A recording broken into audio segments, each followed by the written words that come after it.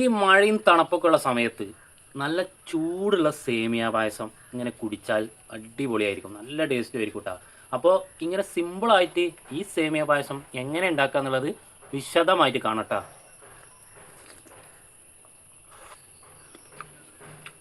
നല്ലൊരു ഉരുളിയാണ്ട് അടുപ്പത്ത് വെക്കുക.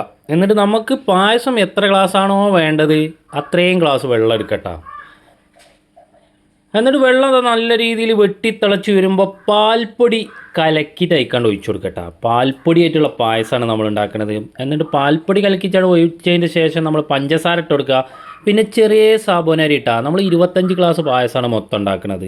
ഇനി 20 ഗ്ലാസ് വെള്ളം എടുത്ത് പിന്നെ പാൽപ്പൊടി 200 ഗ്രാം ഇട്ടാൽ പിന്നെ സാബോനരി ഇതൊരു 75 ഗ്രാം, അതെല്ലാം കൂടെ ഇട്ട് തിളച്ച് മറിഞ്ഞുകൊണ്ട് വരുമ്പോൾ വറുത്ത സേമിയ ചെറുത് ഇങ്ങനെ ധാരയായിട്ട് ഒഴിച്ചു കൊടുക്കുക. അപ്പം തന്നെ ഇളക്കിക്കൊണ്ടിരിക്കണം കേട്ടോ, അല്ലെങ്കിൽ പോയി കട്ട കുത്തും.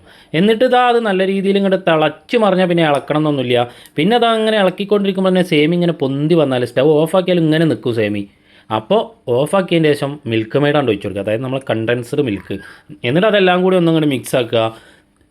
അവസാനമായിട്ട് നമ്മൾ എന്ത് ചെയ്യുക, നെയ്യിൽ നല്ല അണ്ടിപ്പരിപ്പും മുന്തിരിയും കൂടെ പൊരിച്ചതൈക്കാണ് ചേർത്ത് കൊടുക്കുക. അണ്ടിപ്പരിപ്പും മുന്തിരിയും നെയ്യിൽ വറക്കണം കേട്ടോ. നെയ്യിൽ വറുത്തിട്ട് അയക്കാണ്ട് ഒഴിച്ചു കൊടുക്കുക, ഇളക്കി മറിക്കുക, കുറച്ച് ചൂടാറിയതിൻ്റെ ശേഷം കുടിക്കുക.